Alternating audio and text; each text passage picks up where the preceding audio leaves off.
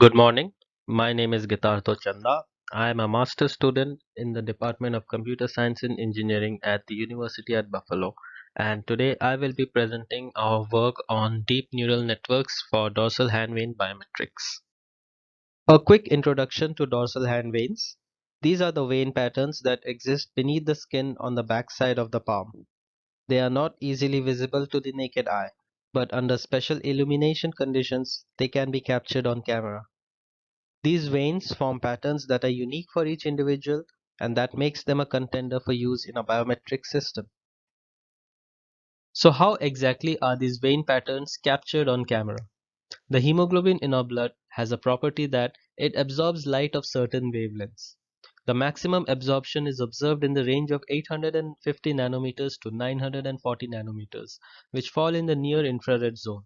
So, if the hand is illuminated with light of that wavelength, the veins, or rather the hemoglobin in the veins, absorb the light and an image of the vein pattern can be captured by a camera, which is sensitive to that same frequency.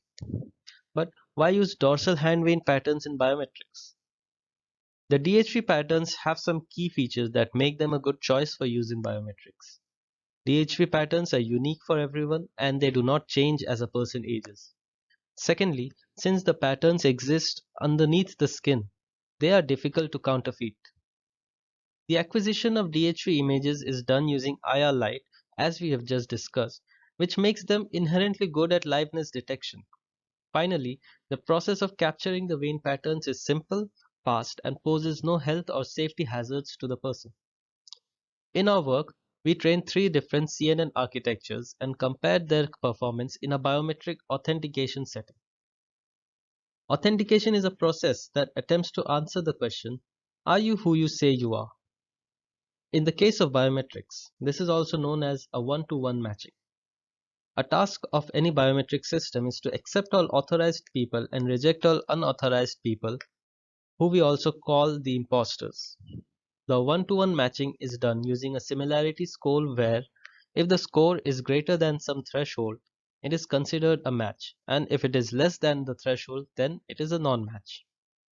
We use the models as feature extractors for the images and perform one-to-one matching with other images to evaluate whether the model is good at identifying whether the images are from the same class or from different classes.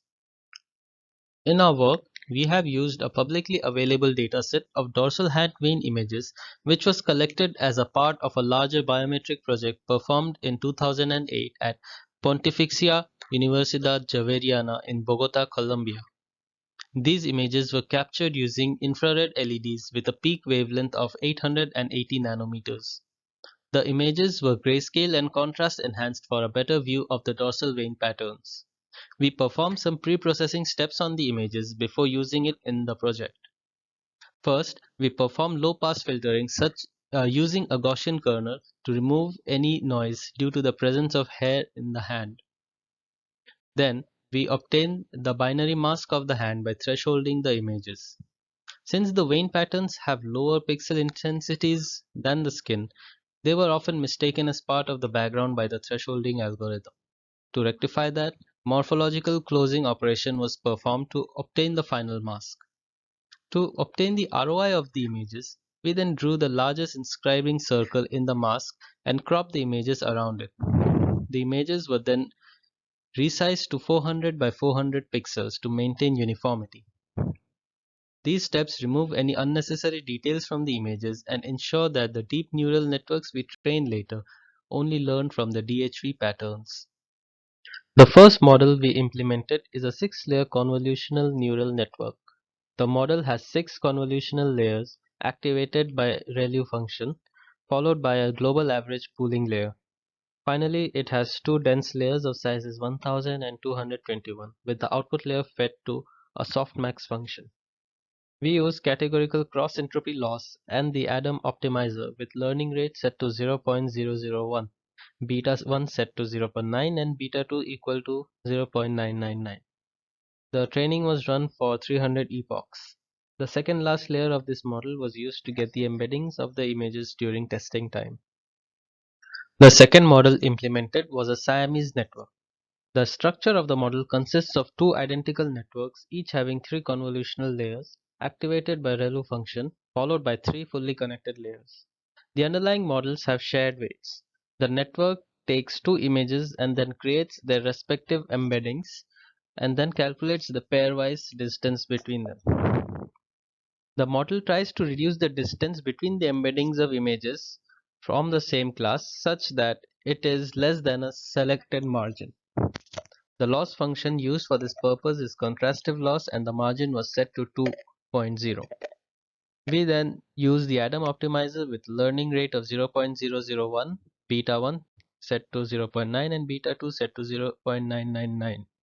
The training was performed for 300 epochs on the training set. The final model implemented was a triplet network. Triplet networks have three identical networks, all with shared weights, and take three input images. The three images are called the anchor image, the positive image, and the negative image. The anchor image is randomly chosen from the dataset. The positive image is another image from the same class as the anchor image, whereas the negative image is an image belonging to a different class. We use pre-trained ResNet 50 model as our base for the triplet network. The network generates embeddings for each of the three images and then computes the distance between the embeddings of the anchor image and the positive image and between the anchor image and the negative image. The loss is then calculated using triplet loss function. The objective of this function is to increase the distance from the anchor image to the negative image such that it is greater than the distance from the anchor image to the positive image by at least a certain margin.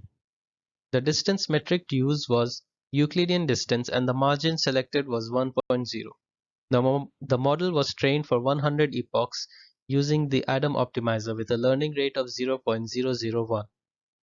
The source repository has two databases, one with 138 people with 4 images for each of the hand, and the second one has 113 people with 3 images for each of the hands.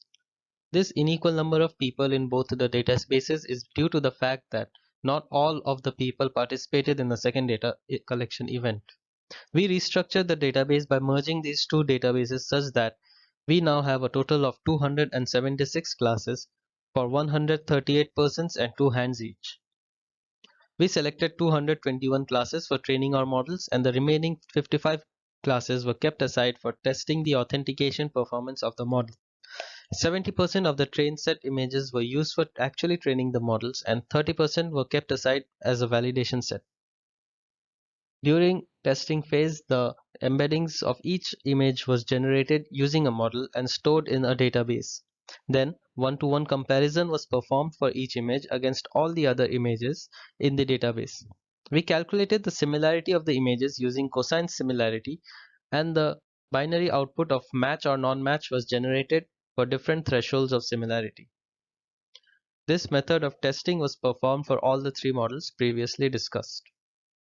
Our work focuses on evaluating the authentication performance, and so an appropriate method is to log the false accept rate and the false reject rate of the model at different matching thresholds.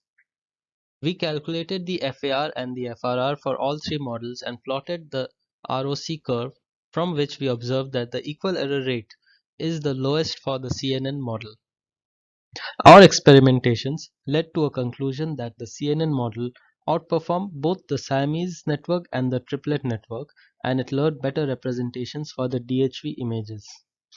In the future, similar methods of evaluations can be implemented for cross-dataset validation. Also, our work focused on evaluation on a single modality. This can be extended to test the models on multiple modalities such as including palm prints or hand geometry along with DHV images. We thank you for your time and interest in our work.